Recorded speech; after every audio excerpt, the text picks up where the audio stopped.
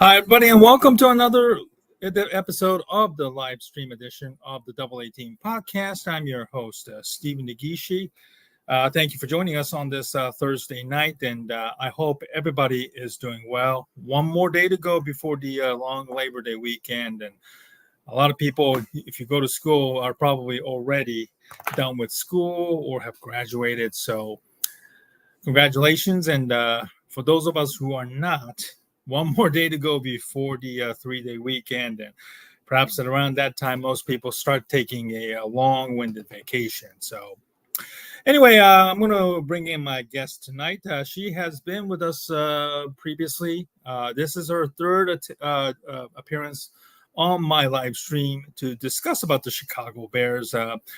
Thankfully, she's able to join us. She was actually out of town, speaking of which, last month or so, and then she is actually in the recovery process after dealing with a nasty sickness of her own self. It is Miss Alexis Jade. How you doing, Alexis? How are you? I'm doing good. I'm doing much better. I'm just in time for all the Bears OTAs and stuff to go down. So yeah, I'm doing good. Alrighty. Absolutely.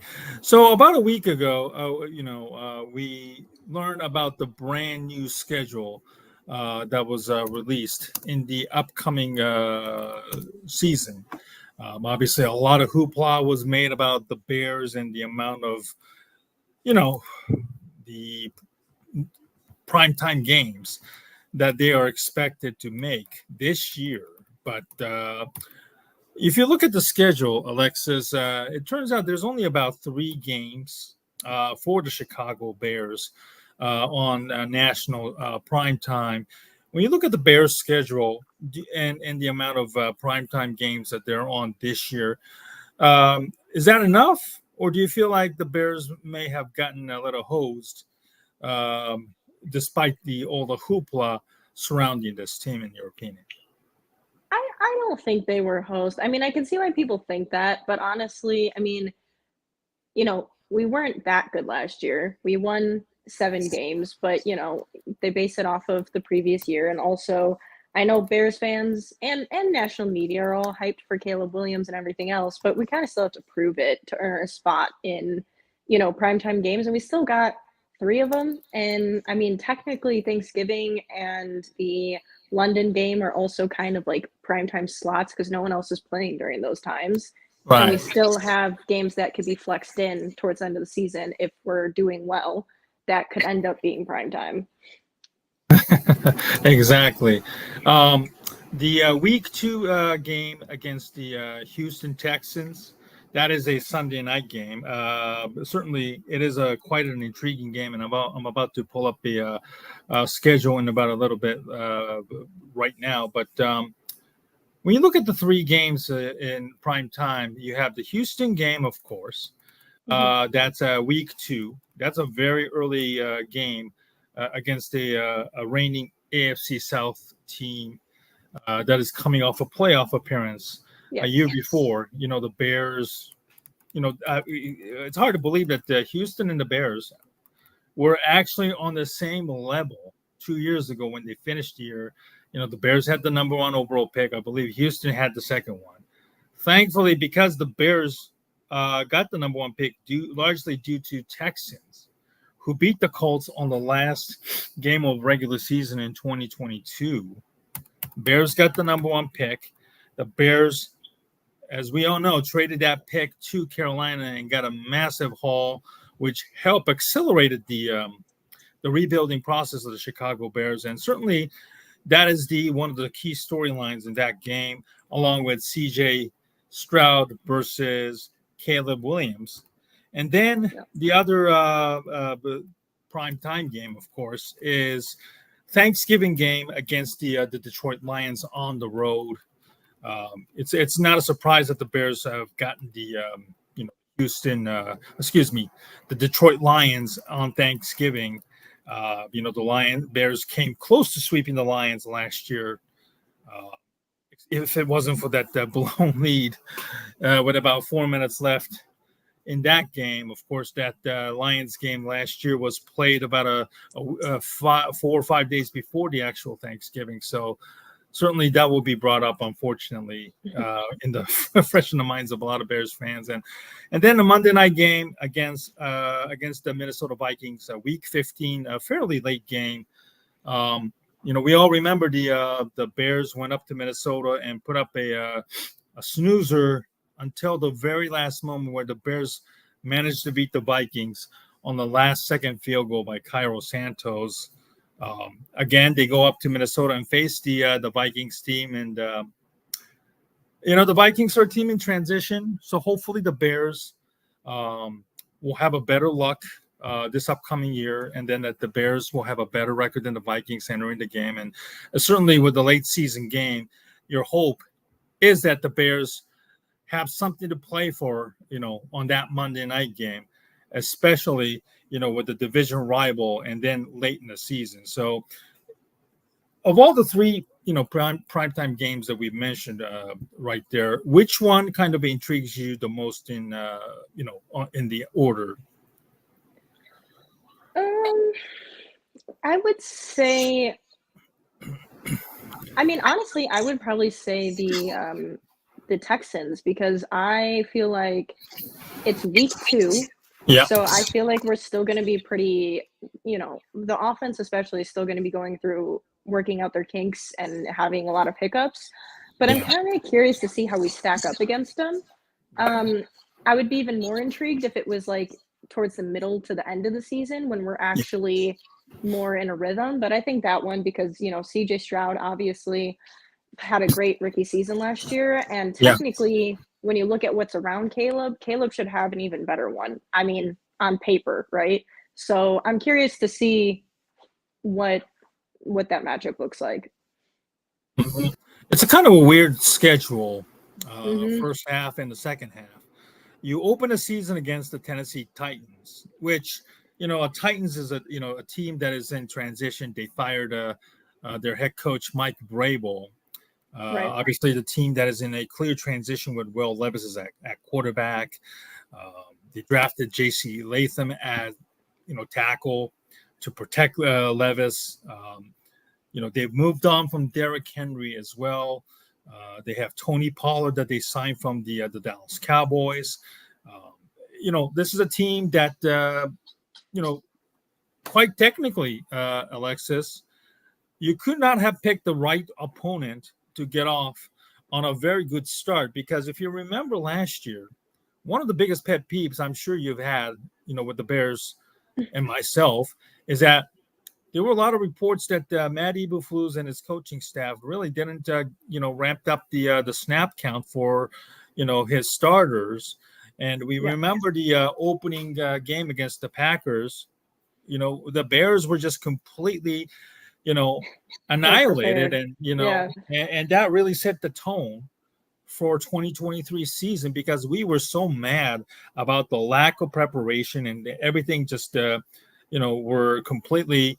The Bears look unprepared and unmotivated, and we all remember that led to the weird Alan Williams fiasco about the FBI and all that kind of nonsense. And then follow that into that, running back coach David Walker was, fired for numerous human resources violations and stuff like that. It was just a weird season. And that loss against the Packers was kind of like the, really the epitome of the 2023 season that really got off to a bad start. Right. And of course, the training camp is the most essence in which the Bears players have to really, really, take it very, very seriously. And it starts with the coaching staff. And, given that Matt Eberflus is sort of like on a hot seat entering this year, you have to think that, he and his coaching staff is circling this game and said that we need to win this game in order to get off to a very good start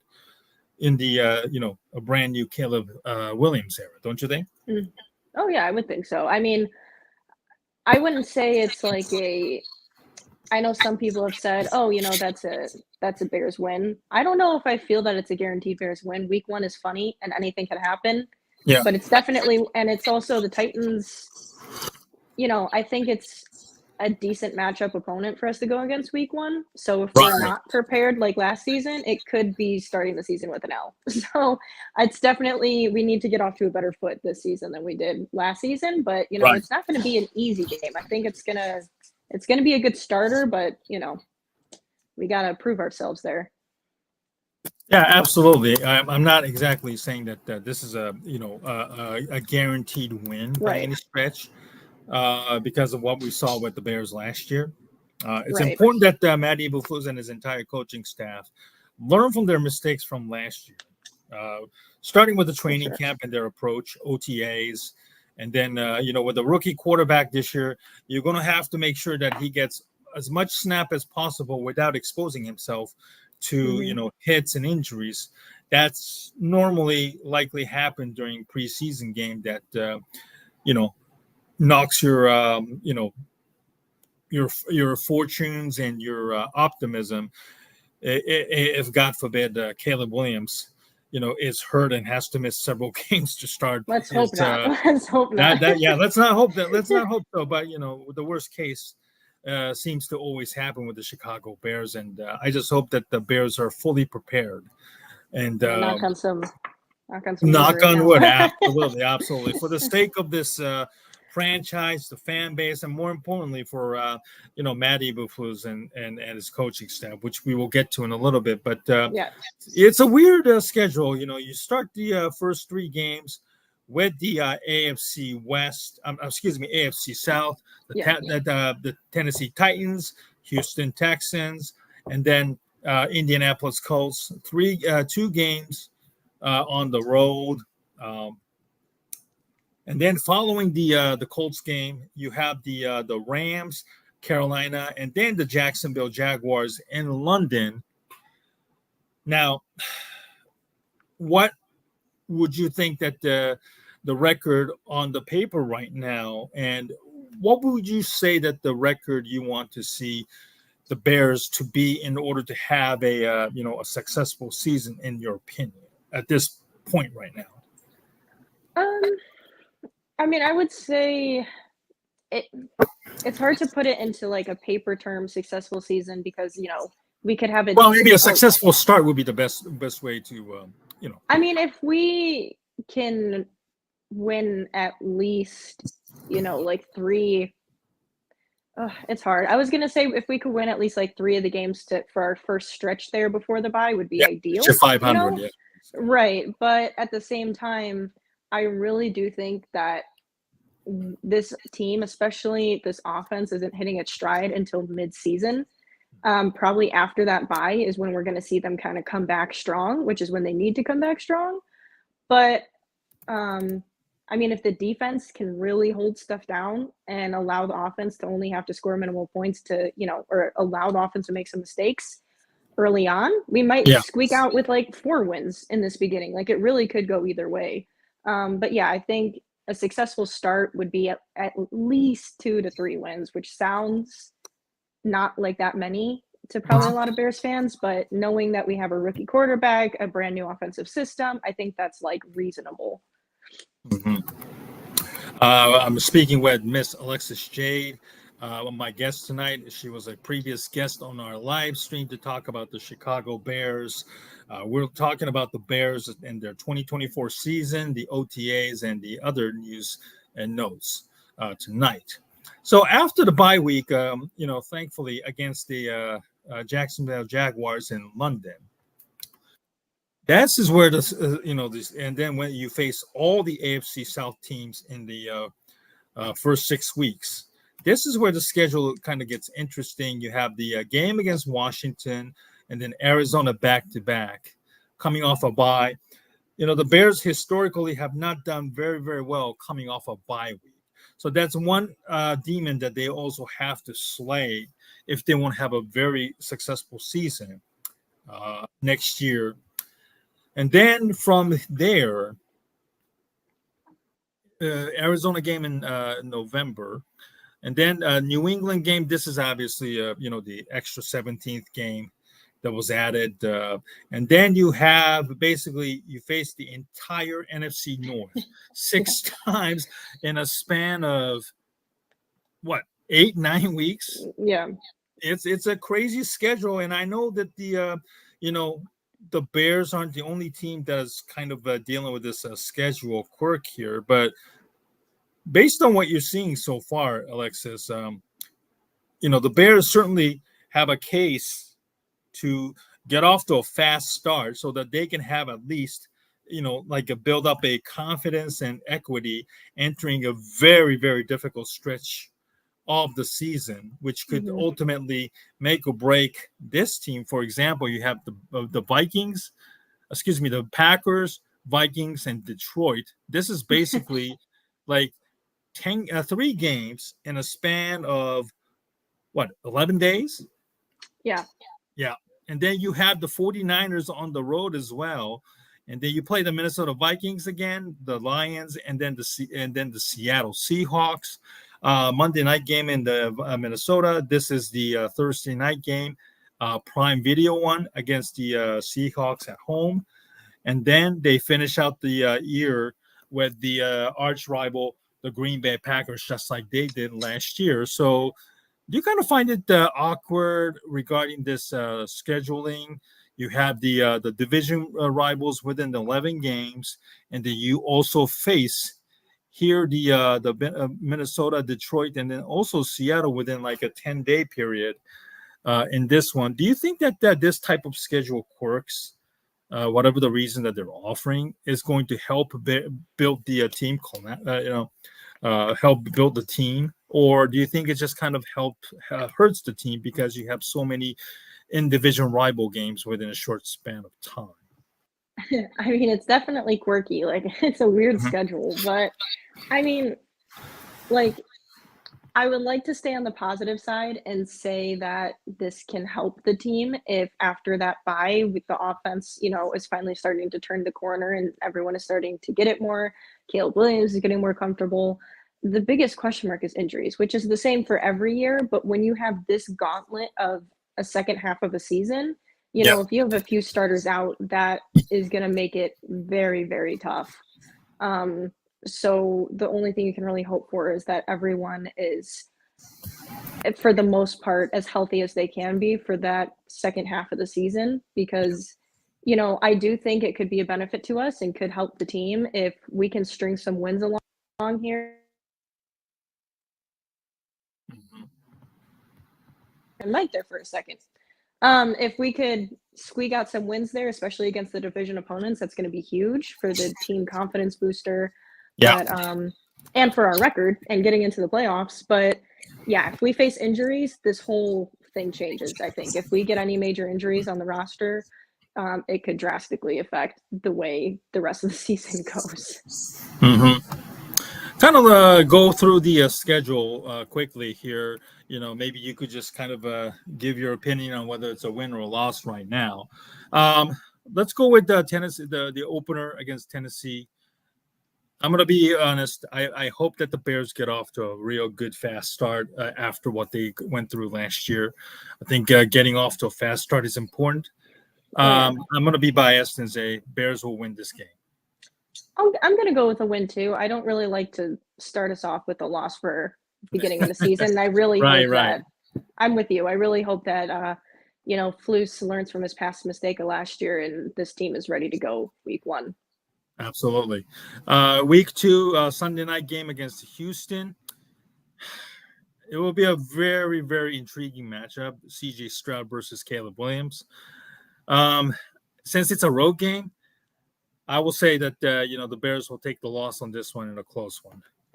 Yeah, I'm also going to take the L. I would agree. I think it could be close. I think there's also a chance that the Bears, early in the season, both teams could be rusty. There's a chance they actually come away with a win on that one. But yeah, I'm going to go with loss.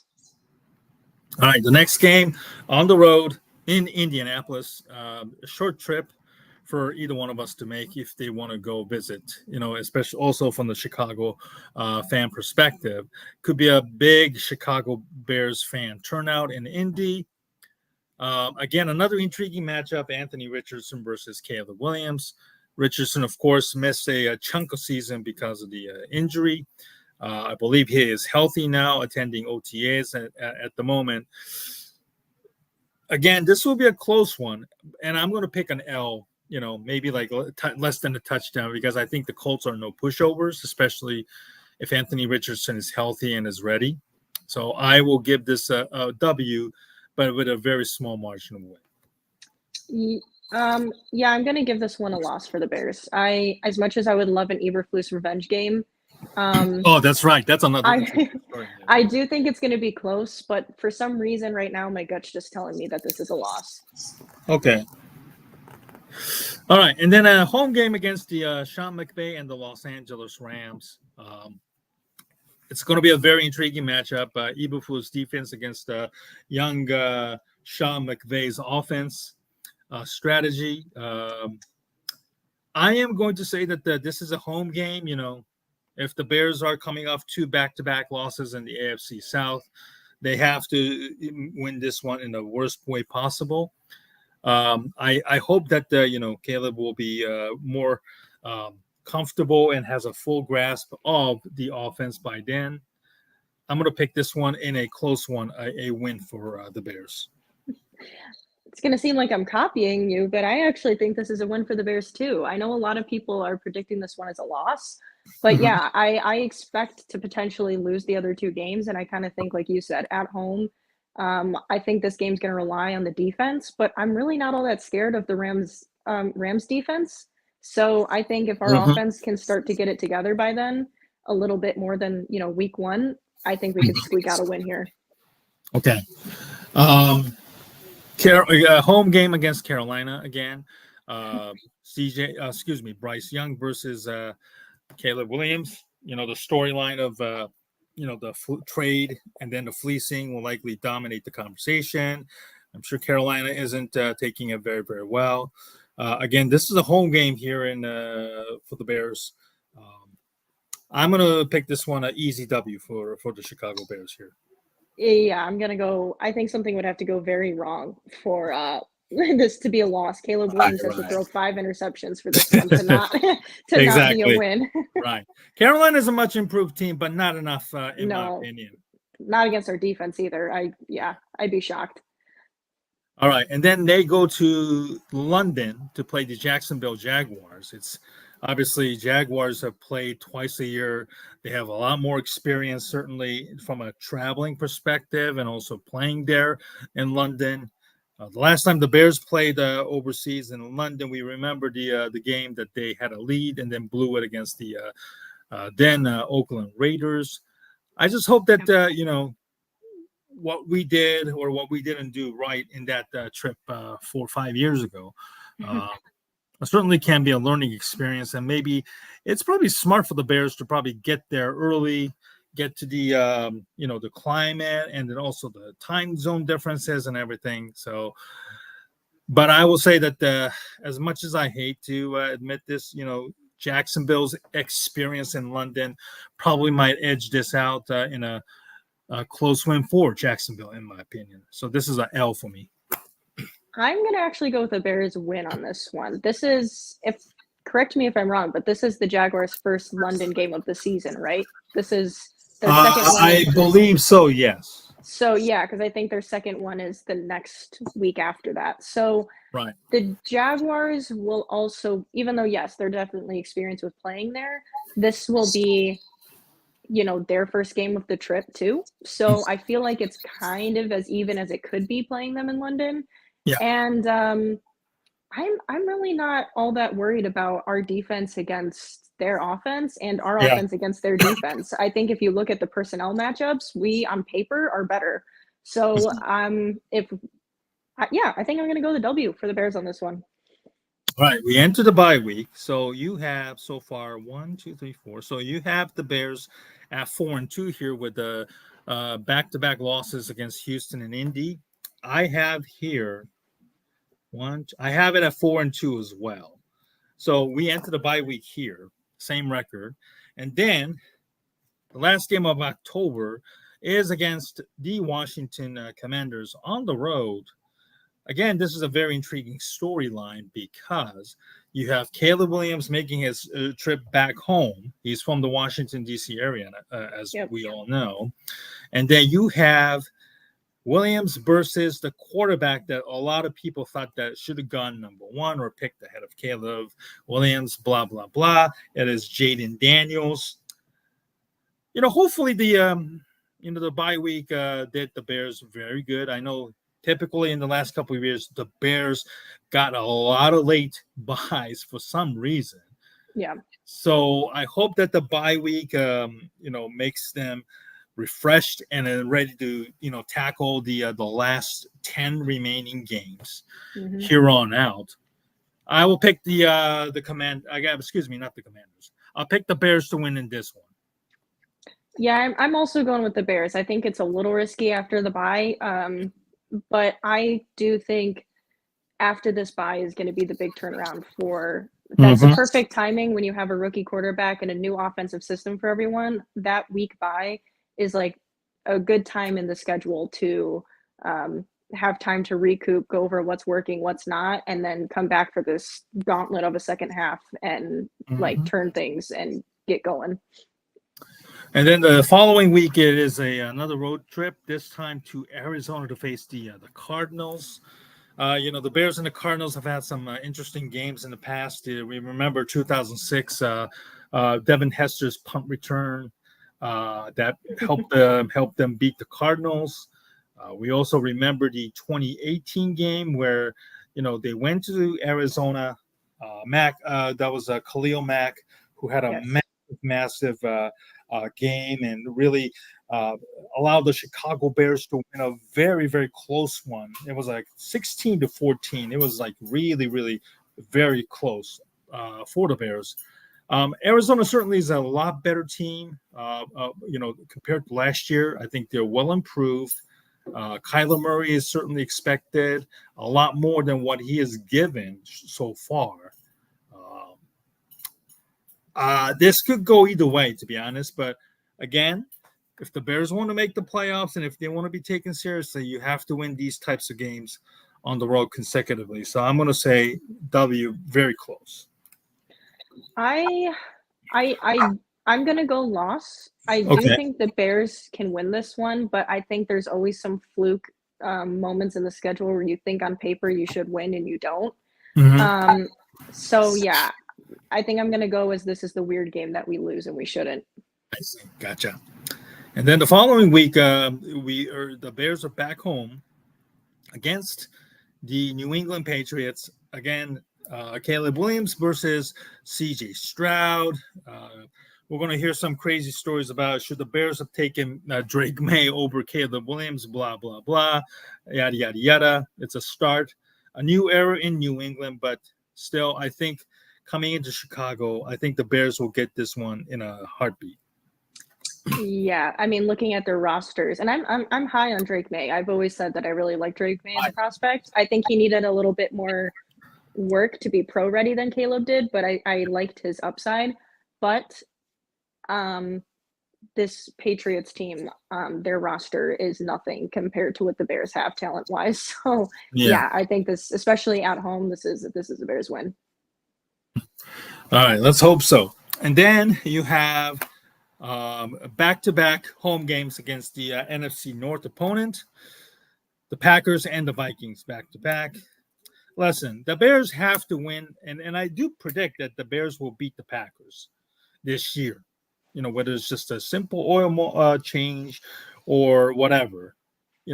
I just hope that this is a game that the Bears can at least snap their longest streak of not beating the Green Bay Packers at home. Everybody's going to be raucous. I think, you couldn't ask for a better situation. So hopefully, I hope the Bears beat the Packers here. Yeah, I'm really torn on this because I really want to say that, I mean, one, obviously, it's hard to predict the Bears to beat the Packers in general when it's been this pathetic, but at some point we have to. And I feel like our roster is improving to the point where we can be competitive with them. And even last year, if the offense could have just scored one touchdown, we would have beat them. Our defense held the Packers down better than the other teams playing them in the playoffs did. But the Packers, I believe, this week are coming off a bye week, and they tend to do well, I believe, with Matt LaFleur after a bye. And even though this is home, Oh, I don't know. I think I'm gonna give this one an L. Okay, I gotcha, just think the gotcha. Packers are gonna be well rested there. Okay, all right. So here we are, 4 games after the bye. I have them winning all 4, so that's put me at 8-2. You have 2-2, so that's 6-4. Still, 2-game lead over me at the moment. But let's see. And then here um, is where things gets really interesting. 3 consecutive games, and then starting with the Detroit Lions on the road on Thanksgiving Day. I'm going to make this a L for me. I just think that playing on such short rest against a super motivated Lions team might not be the meal that they're thinking of at the moment. So, Did um, did we already say Vikings? The Vikings game? oh, I apologize. I skipped it. I'll still have the Lions game as a loss, but before that, a home game against the Vikings. I don't know if JJ McCarthy is a starter at this point, just yet. I think the Vikings are biding time to allow Sam Darnold to establish themselves, but this is probably the game that could be seen as an opportunity for for the Bears to beat a division rival. So again, here I'm going to pick the Bears to beat the Vikings here. Yeah. I get so torn on the Vikings because they have a lot of talent on their roster, but at the same Right. time, looking at their Offensively, yes, definitely. yeah, and looking at their schedule though, I think they're going to struggle, and they don't have Kirk Cousins anymore. Right. So I, I think I'm going to go win. I think the Bears are going to be pissed they just lost to the Packers again, and they know they play another division opponent, and they have to win this one. Okay, so you have this one as a win as well. Yep. All right. Let's see the Lions game on Thanksgiving. I've already said it. Short game. Um, I just think that the Lions will win the division again. So I'm going to give this game on a short rest, a loss for the Bears. This might be when I start going crazy. I'm going to say this is a win because this is Thanksgiving, Oh, right? yes. So the Lions historically are not good on Thanksgiving, and I know, that could change any game, any season, Yeah. but the Bears have the Lions number, and I would not be shocked if the Bears sweep the Lions this year. And I know the Lions are Oh, good, and yeah. I'm not oblivious to the fact that the Lions are a good team, Yeah. but for some reason the Bears know how to beat the Lions. Kind of like the Packers know how to beat us, we know how to beat the Yes. Lions. And we should have beat them twice last year. We kicked our own foot, however that saying goes. Yeah. And I think I'm gonna go Win here. Bears win. They're feeling good, and they have 2 back-to-back division wins, so kind of makes up for losing to the Packers, kind of. Okay, gotcha. And then the week 14, I believe we have reached the an important game on the road against the defending NFC champions, the 49ers. The 49ers historically have always had the Bears number. And the 49ers doesn't look like they're slowing down anytime soon. Brock Purdy, we're still, the jury's still out, but I believe this is the first time, if God forbid Brock Purdy is healthy, this will be their first time in person concert wise. So I'm going to put the 49ers a loss here. See, this is when I said I start to get crazy. Here's the thing with the 49ers is they're obviously very good and a favorite to Yeah. win their division. Mhm. However, they're a team that as soon as they lose 1 to 2 of their main starters, especially in offense, they go downhill quick. And this late in the season, just like I said, the Cardinals was one that you lose and you shouldn't lose. I think this is one the Bears win and they shouldn't win. And now this Bears team is feeling hot because they just went Vikings, Lions, 49ers, and won. And Bears fandom is going crazy. So you have this game as a win for them. Yeah, surprise win. Okay, here we go. All right, let's take a look at where things stand right now after this. 4-2 to start the season. Let's see. 1, 2, 4, 5, 6. So let's see. I have them currently at let's see, 4-12. So that's 9-3 at the moment, and then you have 4-2, 1, 2, 3, 4. So 1, 2, 3, 4. So that's 4-2. So 4-2, 4-2. So that's basically, let's see. I would say right now you have it at 8-4 precisely. So this is actually pretty good. Are you okay with that record, 8-4? I'm okay with that record so far. I mean, that's a lofty goal for the Bears, who haven't achieved that much in a long, Right. long time since Matt Nagy's first year, mind you. Okay. So again, after the 49ers, they get a nice, decent amount of rest. They head up to Minnesota for Monday Night Football. A lot has changed since the both teams obviously met late in the year last year. This is a Monday night game, but I'm going to be generous here and say the Bears will win this one. I think the Bears must at least split within the division in order to have a good success and, to say we made progress, in my opinion. What says you?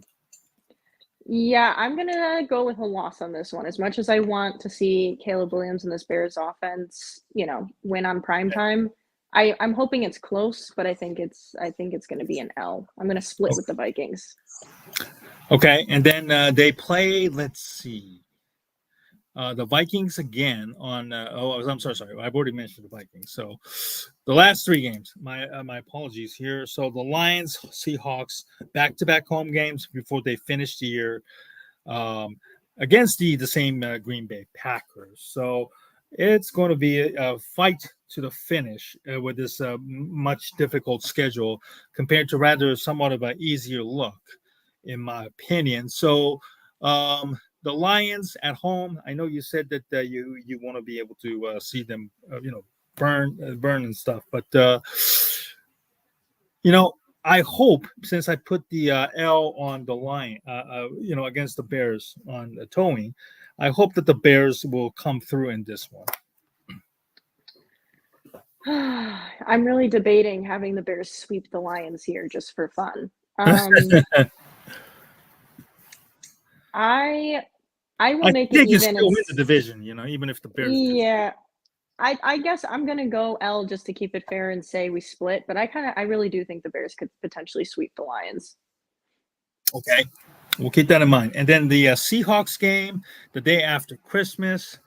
Certainly, I don't know if anybody's in the mood to play football the day after Christmas, especially if you're Seattle, traveling such a long road just Mhm. to, get to Chicago in a very cold, windy night, perhaps.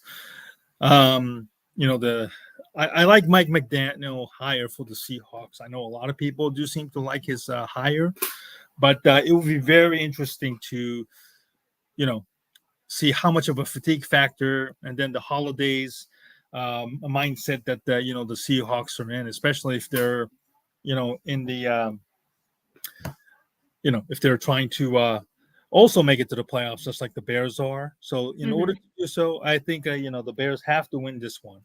I'm going to say a very short, short amount of win, because I think the Bears are also kind of, you know, maybe had too much after a post, Christmas celebration with their family and the loved ones. So, but I hope the Bears will win the Seahawks game.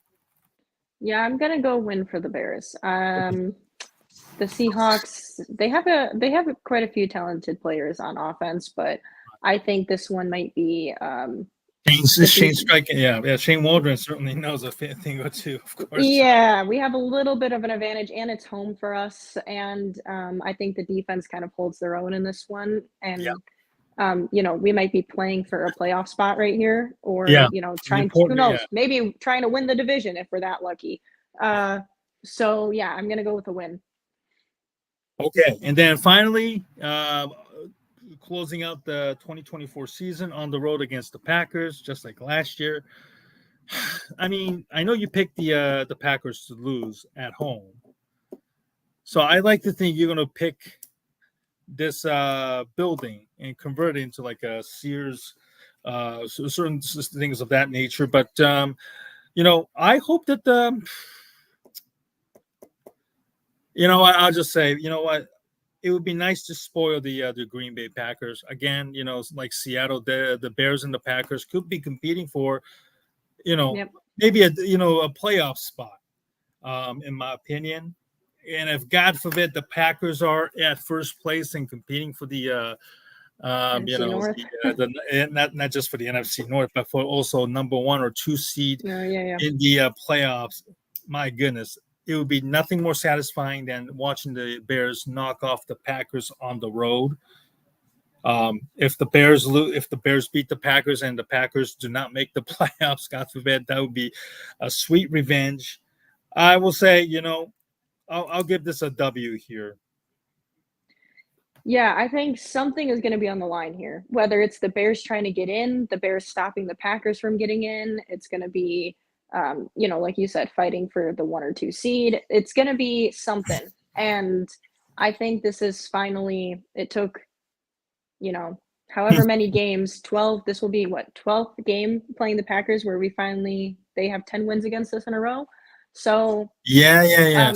11 now, including my loss earlier to them. So Yeah. I'm going to say this is the game where the Bears know it's on the line to be in the playoffs, Yep. Have the advantage over the Packers. Everyone has their starters in, and the Bears finally come away with a win, and it's at Lambeau. Mm-hmm. Wow, I'm kind of really, really biased up here because it seems as though, let's see, how many losses are 1, 2, 3, 4, 5. So I have them at 12-5, finishing based on what I just said, and then I think you have 1, 2, 3, 4, 5. Very similar. I think we have both each other at 12-5. Despite the different wins and losses here and there. Do I but really only have them at 5 losses? Yeah, because you had 2 back-to-back losses. I think you also had the loss on 49ers, I believe. 49ers, I had a win. I had loss. Okay, my bad. The Lions. No, wait a minute. No, that's not it. You have the Lions winning, and then you have let's see. Oh, you had the Packers losing to the Packers at home. That's right. You had the Packers. Yeah. Yep. Okay, so that's 4, and then you had the loss against the I believe you said the loss here against the Lions, right? At Yeah. home. Okay. I had them splitting with every division opponent, I believe. Okay. So yeah, you do have 5 losses here. So that's pretty Wow.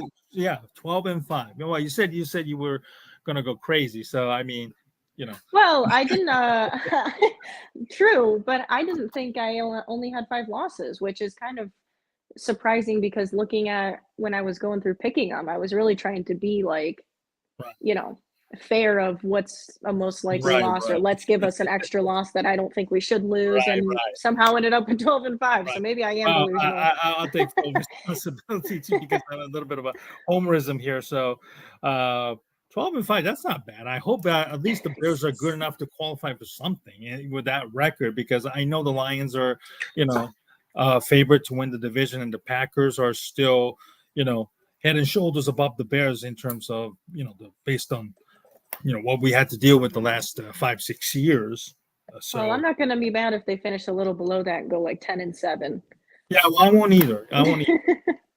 As long as it's a winning record, certainly. Right. Because that certainly helped strengthen the case for Matt Eberflus to be brought back for 2025, and because obviously he doesn't have a contract extension beyond this year. So, I hope that for his own sake, he does a very good job. That's what gets tricky about the whole, what's a good season thing, because if we finish 9-8, that record's not glorious considering we won 7 last year and really should have won 10. So I mean, then when you finish 9-8, your question is, who didn't perform well enough? Was it the head coach? Was it the quarterback? Was it the offensive coordinator? Then you start wondering, how did we end up with an only 9-8 record? Were they close games? That's what I don't want. I want us to know that if we finish 9-8 or 10-7, that it was because we played really well and had some close games. But I guess we'll see. Absolutely. My guest tonight is Miss Alexis Jade. She has her own social media and also the YouTube channel discussing about the Chicago Bears. And please do make sure to follow her. We'll put up the link on her, here a little bit later. So obviously the biggest story, in addition to the schedule being released is the globalization of the NFL games. We already know that the Bears are going to London. Yes. They're going to be playing their very first ever game in Brazil, South America. Obviously, there's a strong following there down there as well. It's the Packers and the Eagles playing in Brazil. Obviously, the Giants and the Panthers are playing in Germany in Munich this year. The globalization of the game has certainly come at a time when, we're still talking about the importance of health and safety of our own players and the game. And a lot of that has to do with the streaming of the NFL games. This year, they've added the game on Christmas Day. That's why you have so many. It's a weird conundrum where you have 3 games in 10 days or something like that, which is, I believe, what the Kansas City Chiefs are facing this year. Mm-hmm. When you look at the current state of the game, Alexis, overall, how do you feel about the globalization of the game itself, and do you think it has some sort of a connection with the live streaming and also wanting to add more games and more revenues in that matter? I mean, 100%. As much as they talk about player safety, the number one thing that matters to the commissioner in the NFL is how much dough they're bringing in. But I mean, personally, I love the globalization. I love that we're bringing football, to Europe and maybe to Australia if that can work logistically with an NFL season. The time zone too, as well. Yeah, exactly. But I think if they're going to do that, there's going to have to be talks of extending the season to include more buys. Right. If they want to extend it, because I would love for the Bears, or for every team to have one game in Europe, because I love going to Europe, and I think it would be great if more people in Europe were exposed to the NFL and maybe give opportunities to people who live in Europe to come and play here more. I think that would be awesome. But Right. I do think they'd have to find the logistics to make it safe for the players, because, for example, an Australia game, that's not going to work in the current schedule, and we're already pushing it with having, like, the Bears and the Chiefs have 3 games in 10 days, and the one bye in a season. I just think they'll have to adjust that to make it happen. Right. Roger Goodell has already stated, I believe, today that he wants to make it an 18-game regular season with 2 preseason games. And we've always railed and complained about the preseason games being 4 games, and even way back then, believe it or not, it was 5 games. Yeah. Yeah. I'm old enough to remember those. So, with the 2 buys, I think it makes sense. I just hope that as games are played more, the records, and there's going to be stuff that comes with an asterisk, and of course the health issues too, so that there's definitely need for 2 buys, whether we have a symmetric schedule where everybody plays first 7 games and then everybody gets a bye, and then we have a 7 more games and then a bye game, and then just finish out with the 3 leftover games or whatever. Those things has to be on the table, because I think for the sake of the players and coaches and their family members, I think it's important to have maybe a once in a while a schedule where there is actually no football in a regular season, so that it's giving everybody an equal shot at resting, and then so that everybody can rest up and then be back up on again on the same equal level and footing. Do you think that could be something that, like, where a completely different a bye week and a random schedule like we have right now would still make much more sense. I think they would. I think they would try to keep it to how it is now, but I think they would try to add like 2 weeks to the schedule to incorporate a second bye week for teams. Okay. But I don't love the 2 preseason games because I think that's how players get, on top of not proper conditioning and strength training and all the other jazz that goes into like soft tissue injuries and stuff. 2 preseason games when you've gone a few months without any, and even in training camp, you're not doing contact, you're not fully tackling. So those preseason games are also to get the players back in shape for the season. So I really don't like expanding the season to more games and then lowering the amount of preseason games. I think that's a mistake. And then we'll try and close out the conversation. Obviously, may not be something that you're thrilled to be talking or even thinking about. Of course, it's the Harrison Butker's controversial statement that he made at a commencement speech at a Catholic school here in the state of Kansas, where I'm currently living, and it's a big story, unfortunately. As if the Chiefs themselves aren't having one disastrous off season, right, unfortunately. But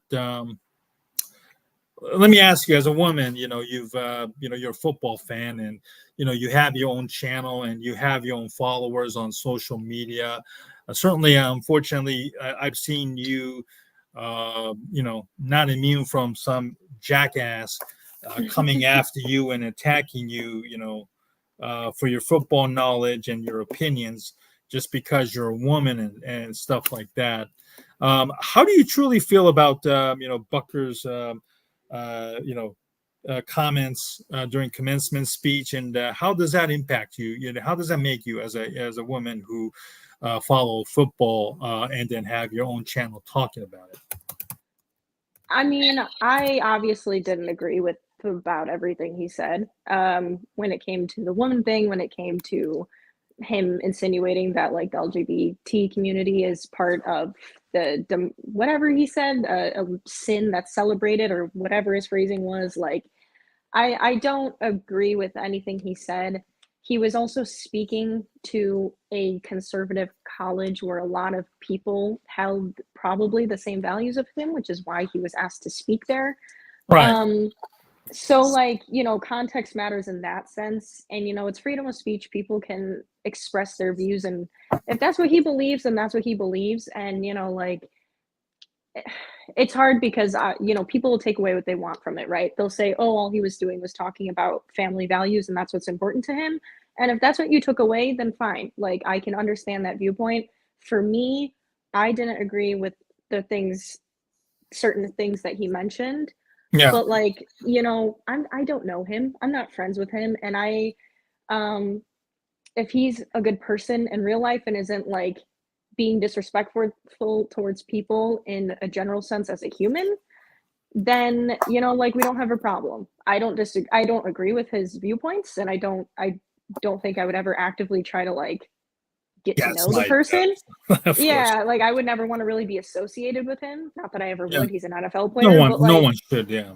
But like, yeah, like, I kind of liked what Patrick Mahomes said about it. Like he didn't agree with him, but he views him as a person, and if he's a good person to what his knowledge, then that's how he'll view him. And I'm kind of the same mindset. Like I've been vocal that I didn't agree with what he said, but I'm not going to go out there and be like he's a terrible person, because I just think we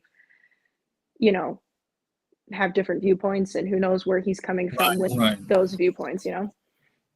I understand. The NFL is kind of their version of embracing diversity.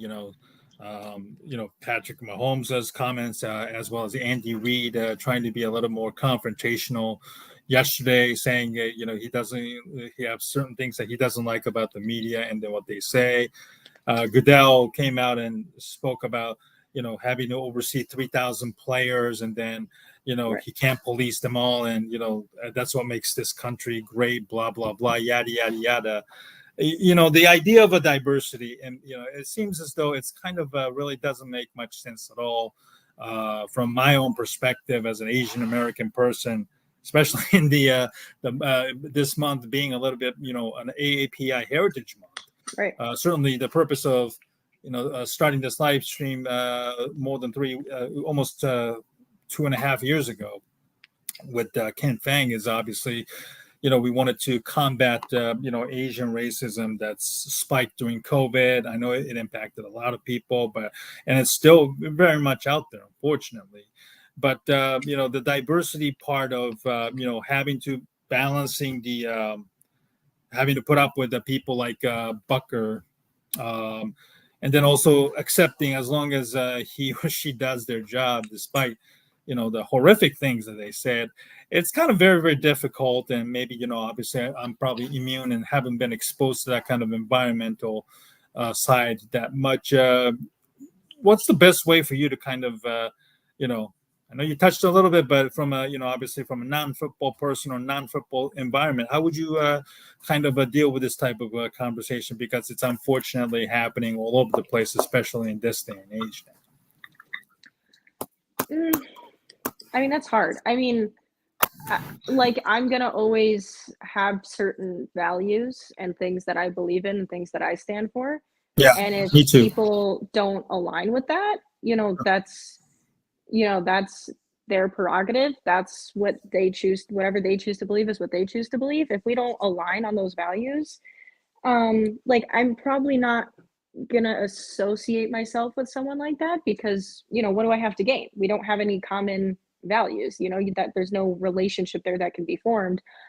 But I'm not gonna go to the extent of canceling someone or saying someone's a terrible person if we just share a different mindset on our beliefs, because I also think you don't always know someone's full story. You don't always know why they say what they say, or what they've been taught or what they have been surrounded by either. So I try to keep an open mind with those things and not immediately jump to they don't agree with me, so they're a terrible person. Even though I hold pretty firm in what I value and I believe, I think I would just choose to be, what, don't agree with him, but I'm not going to sit out here and be like he's an awful human being, because I just don't know that to be fact. Mm-hmm. Yeah, I think it's a good lesson for somebody like me to also learn, because obviously I'm surrounded by a lot of it as a Asian person, like a very Asian centric business environment. Obviously, not everybody, unfortunately, is receptive to the idea of diversity, so forth, and then also understanding sexual harassments and stuff like that, and women, Right. Women in corporate world, etc.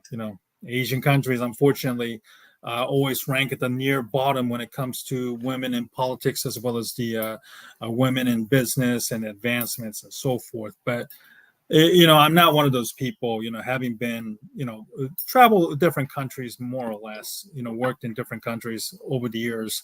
You just kind of, understand the diversity aspect of it. And, Right. For me, I understand that these statements are very controversial. And the best way, of course, is to keep it to themselves, too.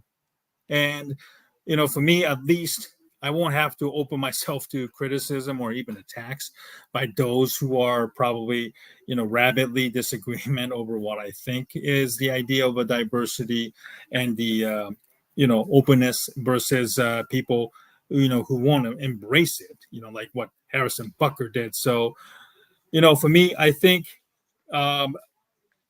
at least from my perspective, I will definitely make sure that, it's understandable that there's always going to be people like Butker out there, whether it's to gain, followers, or just basically, I hate to use this term, but a sellout to a certain groups of people, and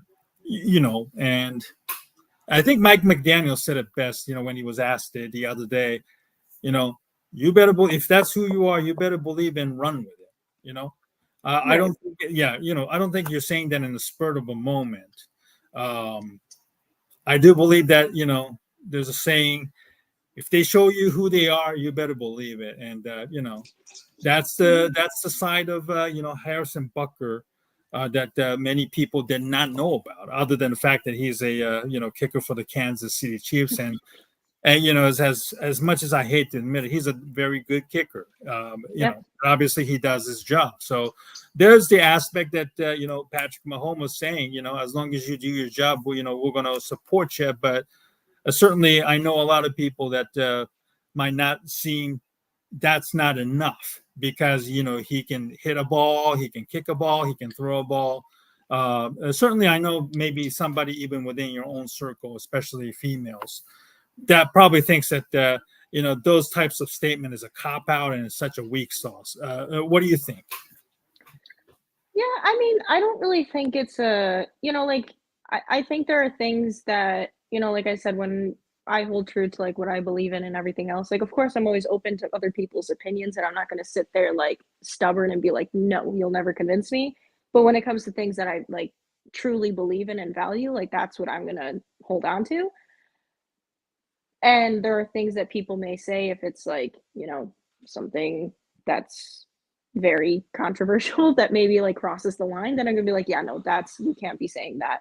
But in this situation, he was speaking to a conservative, the type of people who probably have the same viewpoint of as him, and it was appealing to that type of audience. And although I don't agree with what he said, I don't disagree with what Patrick Mahomes said of like, he knows him as a good person though. Like he's never, to his knowledge or in front of him, disrespected anybody or, outwardly judged people in his presence. So like to his knowledge, even though they don't have the same values or agree on certain topics, he's not a bad person. And I do believe that. Like I don't think, you have to jump to the conclusion of someone being a bad person because they don't agree with you. So like I said, there are things that cross the line, but I don't think the statement Patrick Mahomes made was too vague. I think he's also the leader of his team and basically the NFL, and he has to choose his words wisely, and he can't just go out there and bash his teammate in front of the whole world to see. So, he also had some media training to make sure he chose his words wisely for that presser. Well, that's true, because obviously his younger brother has been in the trouble with the law many, many times, and his wife also had some unflattering headlines off the field as well. So obviously, certainly somebody maybe Mahomes is probably more than enough or more apt to handle these types of situations. Mm-hmm. Although he did say this, he did say that there are certain things that he does not agree with Butker. Right. And I like to think that personally it is what he said about women and their role in society, et cetera, because it would be completely contradictory to what he and his wife are doing, buying and supporting local women's, soccer league team, right, etc. So I hope that maybe that's what he meant. At least that's a pure speculation on my part as well as others. So that I don't think it would be fair for Patrick to having to speak for everybody, because between the unfortunate shooting during Super Bowl ceremony, the Rashid Rice, and then 2 players that got busted for marijuana this past week, and then on this, and so forth. Yeah, it's just too unfair for one person to having to carry those burdens and also responsibilities. So I just hope that Butker will know that those types of statements certainly will carry with you for the rest of his life if he chooses to run with it. And if you're going to run with it, you better run with it, because obviously, to say, oh, people, liberal media took my words out of context, blah, blah, blah, yada, yada, yada. Those are the types of tendencies that people like him have kind of displayed over these years now. So we'll see how this goes. Yeah. And then how does this impact the popularity of the league?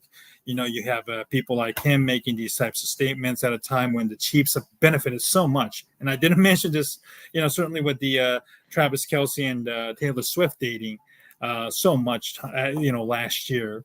And then, the women in football, they're starting to make their way into management and coaching. So you certainly hope that the NFL isn't going to just toe the line about the diversity, and then make sure that these women are given the opportunity and also being protected from chauvinistic statements being made by the players and the coaches moving forward. You can't deny the irony and the fact that Exactly. it's a Chiefs player who says it when one of the stars from the Chiefs is dating one of the most powerful, influential women in all of history right now. Yeah, right now, absolutely. I mean, you couldn't even write it up. If the NFL was scripted, man.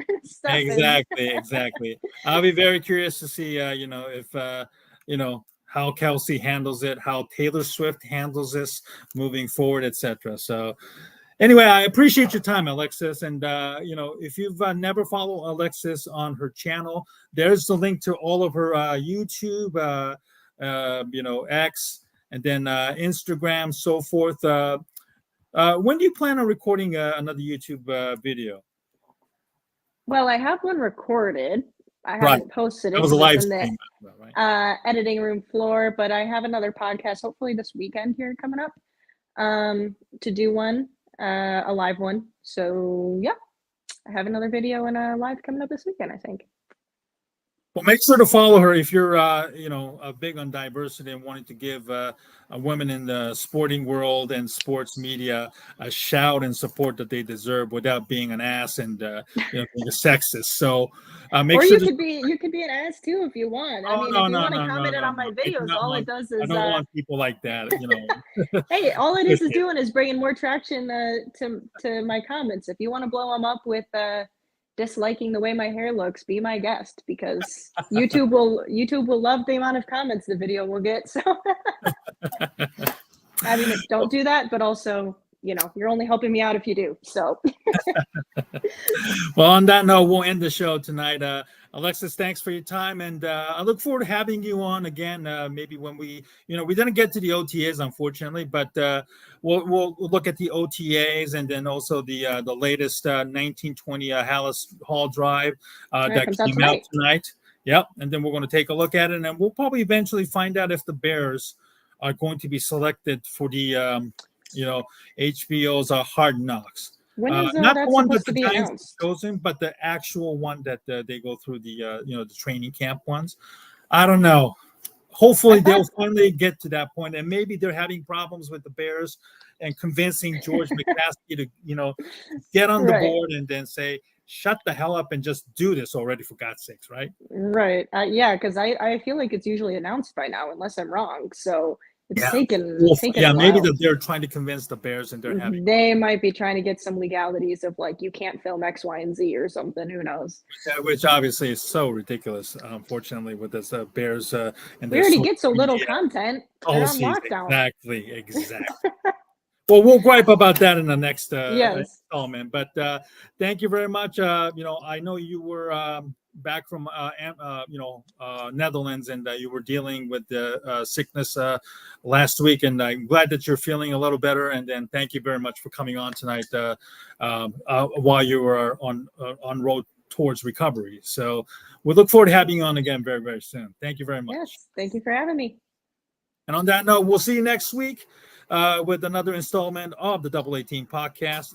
Have a great rest of your night, and I hope you have a wonderful Labor Day weekend.